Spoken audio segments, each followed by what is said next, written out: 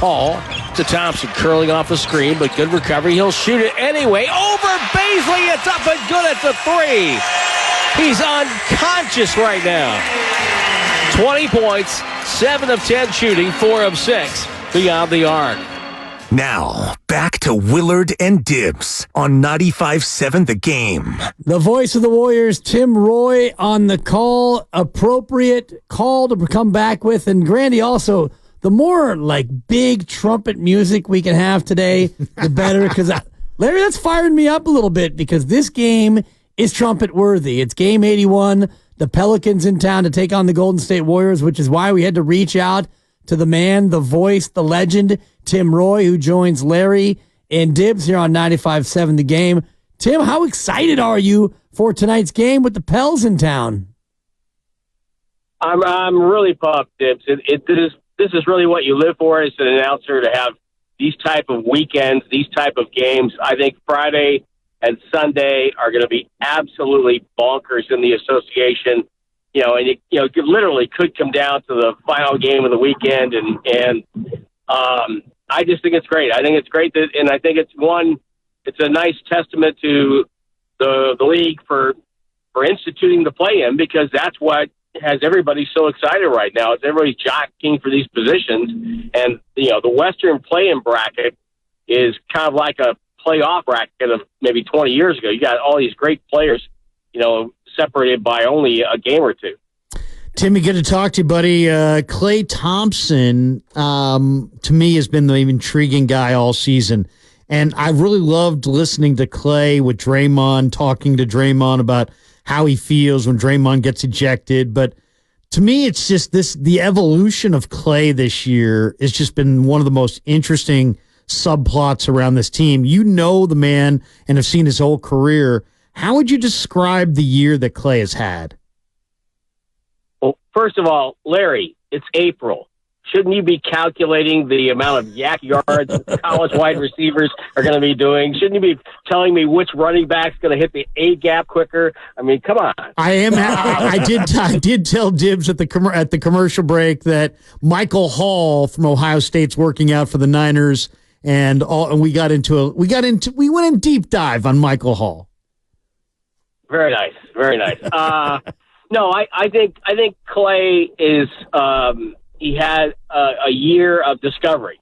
He's discovering who he is at this point of his life as a basketball player, and I think this whole year was him coming to terms with that and to having peace about it. I think he's in a really good spot right now. I think he feels really good about who he is, where he is, and what he's doing, and I think he's just kind of taking away the anxiety.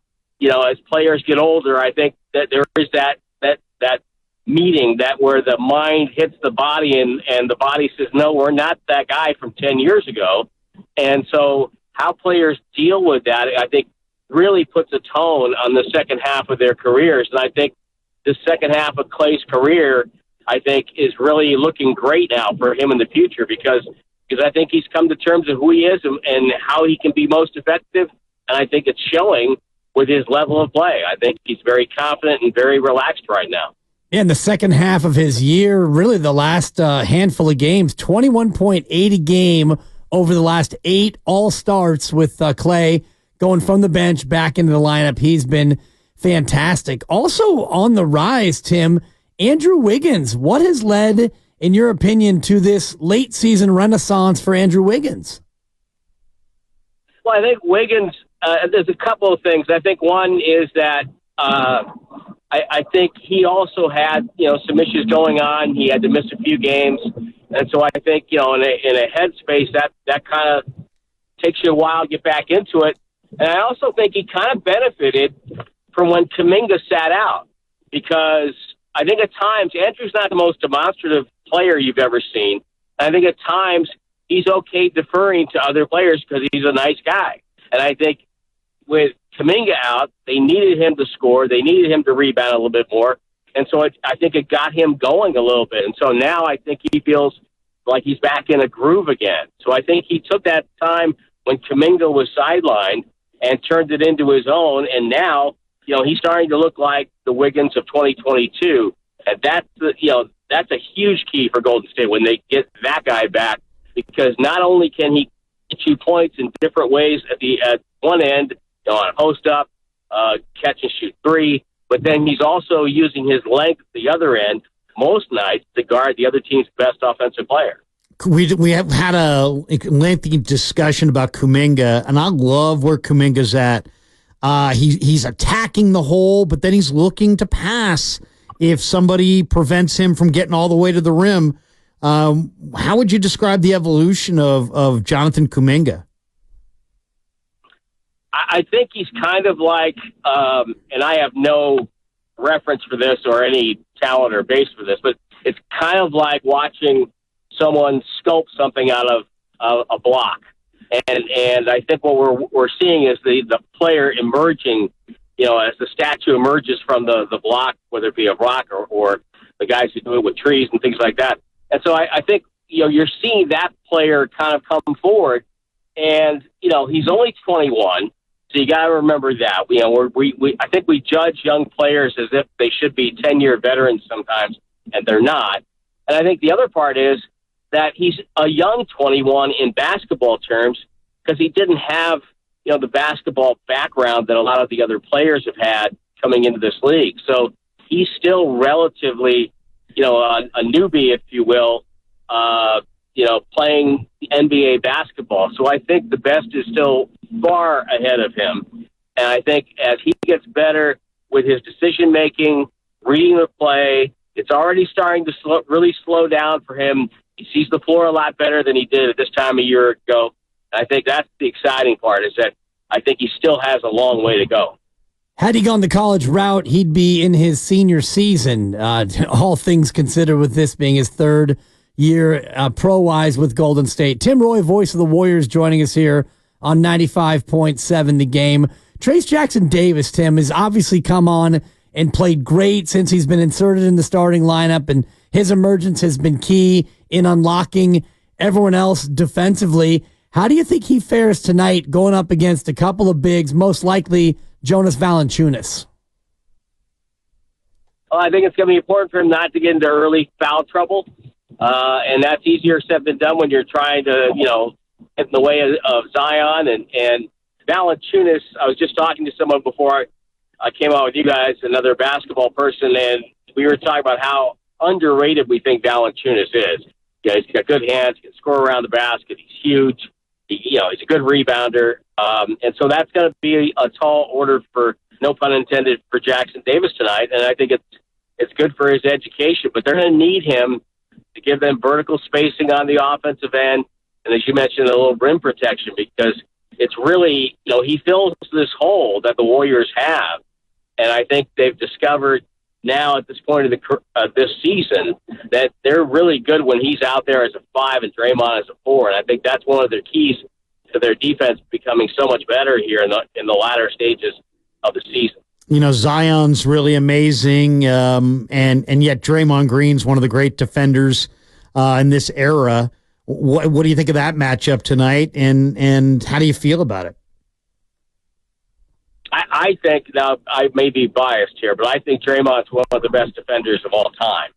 I don't think you're going to find too many guys in the history of this league who are as smart and as talented defensively as Draymond is. But be that as it may, I think Draymond's got he's got the hands full with the youth and the size and the quickness of Zion.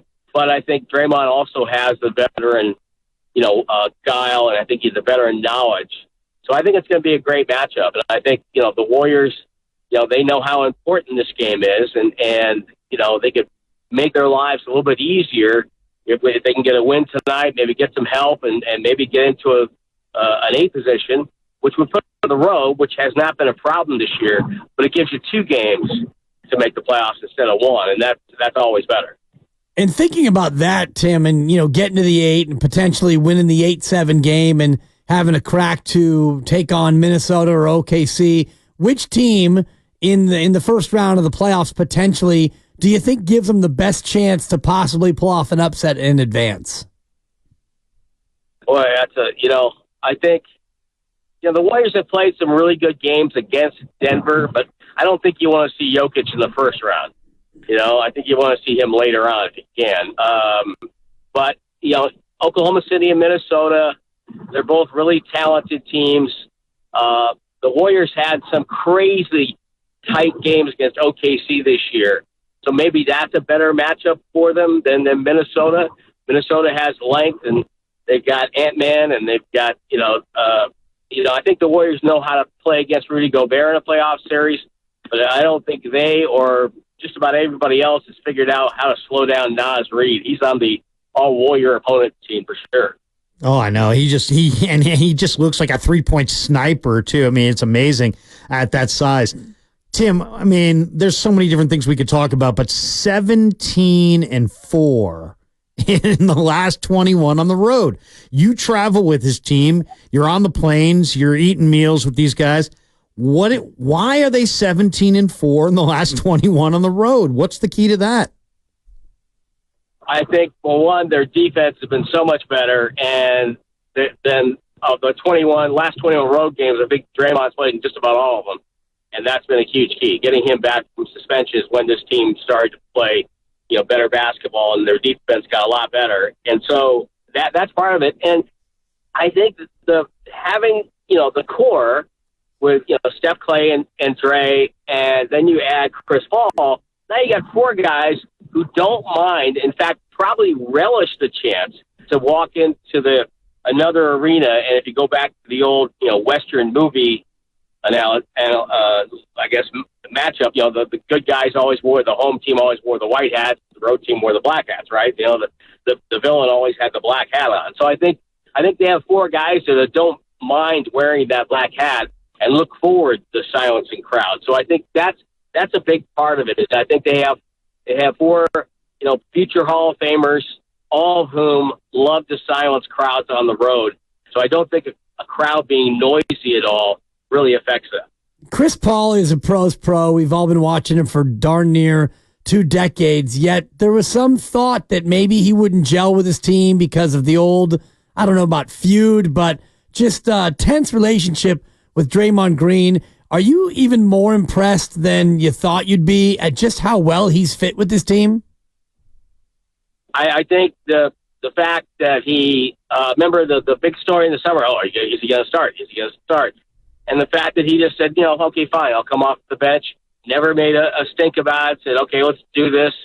I think it just shows you 2 things. One, how, professional he is, that at his heart, he is a pro basketball player who understands, where he is and at what point of his career he's at. And also, 2, I think he realized that him coming off the bench was the best thing for this team to win. And so even though it didn't show at times because of a variety of reasons, including Chris Paul getting hurt, I think it shows that he's willing to do whatever it is to win. And I would love to see the Warriors get a nice run going, just to get Chris Paul that hunger and chance, that maybe the Warriors could pull off a couple of upsets here and make things really interesting. Are you surprised, Tim, that Kerr has been able to keep this thing together? The Draymond hit on Nurkic and all the different things that happened this year, and trying to work 2 rookies into the rotation and develop guys, and Wiggins has missed time, and Clay's had this catharsis kind of come to grips moment in his career. Are you surprised that Kerr's been able to get to here we are 2nd week in April and the thing's feeling good and the players are all feeling good? Does that surprise you at all? No, I'm not surprised because, everybody, wants to criticize rotations and minutes, and they all want their favorite 5 to play 48 minutes, and, they want this guy to start, but they don't really tell you who they want on the bench. And then, but they all they kind of underestimate what Steve is, and that's he's a former pro basketball player who's the head coach. So he's been with the situation of anxiety.